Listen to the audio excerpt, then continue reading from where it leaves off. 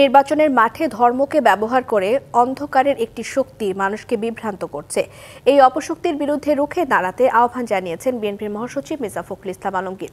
নতুন একটি রাজনৈতিক দলের নেতৃত্বে জোট বিএনপিকে সংস্কার বিরোধী হিসেবে দাঁড় করিয়েছে বলেও অভিযোগ করেন তিনি।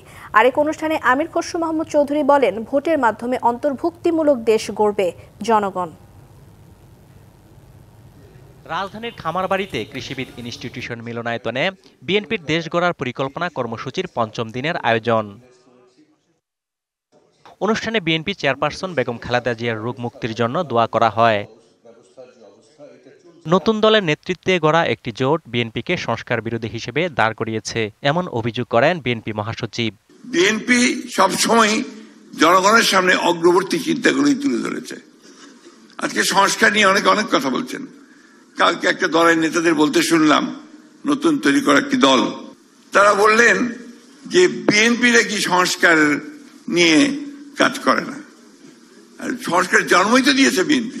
এবারের নির্বাচন পেছনে টেনে নেয়ার শক্তির বিরুদ্ধে সামনে এগুনের শক্তিকে জয়ী করার লড়াই বলেও মন্তব্য করেন তিনি। সানবিট সব দিবে সামাল। সানবিট ম্যাজিক প্রেস ডিশওয়াশিং এর মাথা ঘোরানো সলিউশন। পেছন থেকে অন্ধকারের মধ্য দিয়ে একটা কালো থাবা বেরিয়ে আসছে কিনা, আরেকটা ফ্যাসিজম অন্য দিক থেকে আমাদের উপরে চেপে বসতে চাইছে কিনা, আজকে মানুষকে বিভ্রান্ত করে এবং দুর্ভাগ্যজনক ভাবে আমাদের প্রিয় ধর্মকে ব্যবহার করে তারা আজকে বাংলাদেশের মানুষকে বিভ্রান্ত করতে চাইছে কিনা। এদিকে কৃষক দলের নেতাকর্মীদের নিয়ে সাবেক রাষ্ট্রপতি শহীদ জিয়াউর রহমানের কবরে শ্রদ্ধা নিবেদন করেন বিএনপির স্থায়ী কমিটির সদস্য আমির খসরু মাহমুদ চৌধুরী। পরে গণমাধ্যমকে তিনি বলেন, আগামী নির্বাচনের মাধ্যমে অন্তর্ভুক্তিমূলক দেশ গড়বে জনগণ। এবং আগামী নির্বাচনে বাংলাদেশে একটা অন্তর্ভুক্তিমূলক আমরা জাতি করতে পারবো কিনা সেই সিদ্ধান্ত বাংলাদেশকে নিতে হবে। এবং আমাদের যে অন্তর্ভুক্তিমূলক দেশ, বাংলাদেশের জাতীয়তাবাদী চিন্তা ভাবনা যে দেশ, এটাকে আমরা পুনঃপ্রতিষ্ঠা করে বাংলাদেশকে একটি শান্তির নীড় করতে চাই।